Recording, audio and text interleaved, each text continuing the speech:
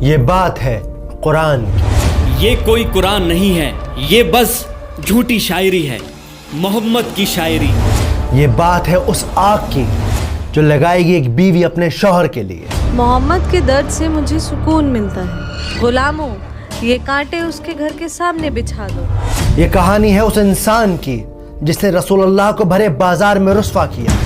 مکہ والو، اس کی بات مت سننا، یہ میرا بھتیجا محمد ہے اور یہ دیوانہ ہے، دیوانہ۔ وہ دیکھو پاگل آدمی۔ یہ بات ہے سورہ لہب۔ تبت یدا ابی لہب وتب۔ اکثر مسلم فیملیز میں بچوں کو قرآن کا رٹا لگوا دیا جاتا ہے، مطلب پتہ ہونا ہو، چاروں قول سورہ لہب یاد ہونی چاہیے۔ تبت یدا ابی لہب وتب۔ شاید اسی وجہ سے آج قرآن ہمارے گھروں میں تو ہے لیکن دلوں میں نہیں۔ کیا ہے سورہ لہب؟ سنا ابو منال، اللہ نے ابو لہب کا نام لے کر سورہ نازل کی ہے۔ خدا کی پناہ ہے بھائی۔ کون تھی ام جمیل جس کا ذکر اللہ نے اس صورت میں کیا ہے؟ ابیہ باجی، سنا آپ نے؟ کون سی بات؟ ام جمیل کا ہار اس کے گلے کی رسی بنے گا آخرت میں۔ اور ایسا کیا کر دیا ان دونوں میاں بیوی نے کہ اللہ نے قرآن میں ابو لہب کا نام لے کر انہیں کرٹیسائز کیا ہے؟ اس کا اللہ ہمیں آگ کا عذاب دے گا۔ کہتا ہے میں لکڑیاں اٹھاؤں گی اپنے سر پر۔ اور سب سے زیادہ امپورٹنٹ، کیسے یہ صورت لیونگ پروف ہے قرآن کے میراکلس ہونے کا، جانیں گے اس ویڈیو میں۔ وامرأته حمالة الحطب في جيدها حبل من مسد۔ سورہ لہب مکہ میں اس وقت نازل ہوئی جب ابو لہب نے ظلم کی ساری حدیں پار کر دی۔ وہ اللہ کے نبی کو پریشان کرتا، ان کو گالیاں دیتا، انہیں بھرے بازار رسوا کرتا۔ میرے بھتیجے نے باپ دادا کا مذہب چھوڑ دیا ہے، کہتا ہے اس ایک خدا کو مانو۔ اس سے گھٹیا بات میں نے آج تک نہیں سنی۔ تعجب ہے۔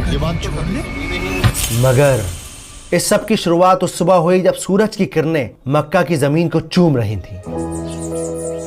اونٹ ریتیلے میدانوں میں دوڑ پڑے تھے، کوئی صبح صبح خود کو شیشے میں نہار رہا تھا، کوئی ناشتہ کر رہا تھا تو کوئی ابھی بستر پر انگڑائیاں لے رہا تھا۔ یہاں ہاتھ جیتے جا رہے ہیں اور انہیں دن بھر بستر توڑنا ہے، اور کام ہی کیا ہے؟ اے جی، اب سوتے ہی رہو گے کیا؟ لیکن کوئی تھا جو صفا کے پہاڑ پر چڑھ رہا تھا۔ وہ پہاڑ پر کون ہے؟ محمد۔ یہ وہ پہاڑ تھا جس پر چڑھ کر مکہ والے ایک دوسرے کو اکٹھا کرتے، کوئی خاص بات بتاتے۔ صفا کے پہاڑ پر چڑھ کر اللہ کے نبی نے ایک گہری سانس لی اور پھر زور سے پکارا، یا صباحا۔ حملہ۔ یہ اذان نہیں تھی، نہ ہی کسی سوداگر کی صدا، یہ خطرے کی پکار تھی۔ اس کا مطلب تھا کہ اے لوگوں اٹھو اور میری بات سنو، تم پر ایک خطرہ آن پڑا ہے۔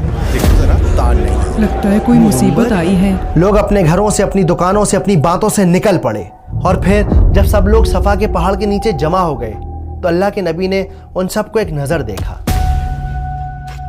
اور پھر ان سے ایک سوال پوچھا کہ اے لوگوں، اگر میں تم سے کہوں کہ اس پہاڑ کے پیچھے دشمن کی فوج تم پر حملہ کرنے آ رہی ہے، کیا تم میرا یقین کرو گے؟ لوگ چلا اٹھے، ہاں بالکل کریں گے، کیونکہ آپ سچے ہیں، آپ امین ہیں، آپ صدیق ہیں، آپ محمد ہیں۔ ان سب لوگوں کے جواب سن کر اللہ کے نبی ایک لمحے کے لیے رکے اور پھر انہوں نے ان سب سے کہا کہ اے لوگوں، میں تمہیں خبردار کرتا ہوں اس آنے والے عذاب سے جو بڑا سخت ہے، اور عبادت کرو اس ایک رب کی جو ساری کائنات کا مالک ہے۔ یہ بات سن کر اچانک وہاں کی ہوا بدل گئی، ان کے چہروں پر چیختا سناٹا چھا گیا، وہ سب ایک دوسرے کو حیرانی سے دیکھنے لگے۔